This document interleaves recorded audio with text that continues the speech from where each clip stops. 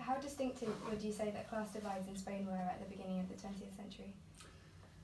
Spain, different to other European countries, was one in which the middle classes weren't yet fully born at the turn of the 20th century. So it took much longer, and it happened over a longer period of time also that the middle classes were born. So you could say that by the turn, or at the turn of the 20th century, with the exception of big cities such as Madrid, Barcelona,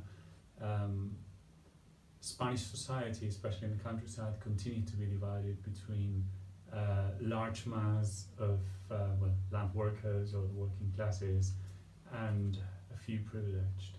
So I'm painting a slightly black and white picture here, I suppose, but it is to a great extent true that the middle classes weren't as large as in other countries, and with the exception of the cities, then as I say, the countryside was pretty much still in many ways feudal society.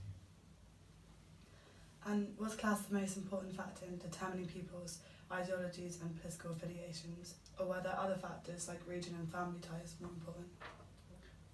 So the question, sorry, the question is whether it was class. Yeah, I read the question before, but the question is whether class was the most important factor in shaping ideologies or family ties. So the most determining factor in shaping ideologies was definitely class, but it wasn't the only one. Class was, together with the influence of external currents of thought such as socialism and communism, especially since the Russian Revolution of 1917, was the most determining factor in shaping opposition to the 1920s dictatorship, and later during the 1930s secularism, opposition to the dominion of the church in Spain, and left-wing radicalism of different kinds. But family ties were also important. That's something that, as the Civil War broke out, I think became very manifest. The place where you lived and the political affiliations of certain members of your family somehow positioned you on one side or the other of the political spectrum. It didn't so much have to do with your personal choices as with how others actually perceive you and where they put you, whether they saw you as being somehow suspicious of being left-leaning or of being a sympathizer of Republicans, or whether they saw you as a clear supporter of the regime. Now, if you happen to fall on the wrong side, that is, if you happen to be associated with the Republican side, whether that was true or not, but if you were perceived as being affiliated or a sympathizer of the Republicans, then you were in serious trouble.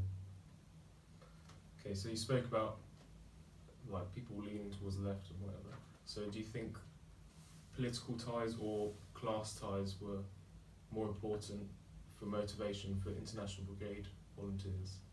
I think the participation of International Brigades was more motivated by ideology than anything else. Of course, class is always there. Class is what shapes ideologies we've just been discussing, but the motivation for the International Brigades really was to stop the rise of fascism, which already had started in the 1920s, but the International Brigades saw the Spanish Civil War not just as a conflict between the right-wing forces and left-wing forces in Spain, broadly depicted, but as an international conflict between forces of fascism and the rise of communism and what they perceived as freedom. And it was a fight between those two forces, and the territory was Spain, but it could have been other. It happened to be Spain for a number of reasons, but it was for them an international conflict, and that is the reason that prompted the International Brigades to participate in Spain more than anything else, really. Did the Civil War and subsequent dictatorship extrench pre-existing class divides? The Civil War was a complex conflict in which a lot of things happened. The first thing that happened during the Civil War was a social revolution, the government felt unable to defend Spain. This was due to the fact that Republicans had not done anything to reinforce the army. On the contrary, they had actually halved the number of divisions and not invested any significant resources in the army. That meant that the best part of the army went towards the Francoist side as Franco staged his coup in July 1936. So whatever was left of the army, of the Republican army that didn't side with Franco, was comparatively weak. And then the Republican government, in order to compensate for that, decided to hand out weapons to the population.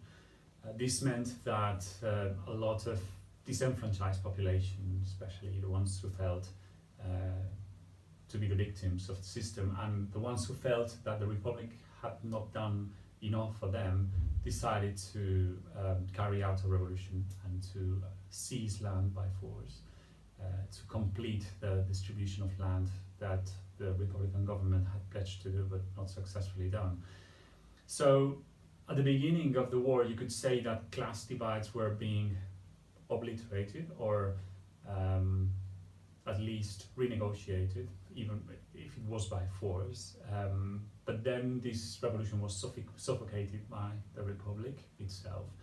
And ultimately you could say that yes, Francoism entrenched class divides, and perhaps one of the most evident manifestations of that is that Francoism appointed a few of his people of confidence and their families to regulate the rational administration of food, the rationing of food. So by so doing, he facilitated that a few families became extremely powerful and extremely rich in Spain, and that a lot of the population actually starved at the same time. So you could say that yes, the class divides became entrenched, and if you happen to be on the right side politically, but on the right side, on the side of Franco, then you obviously had many more opportunities for social promotion and professional success in Spain. Yeah, that's the end of the video. Any other questions? Okay. Did the first one come out right? Because I was like still like to be better.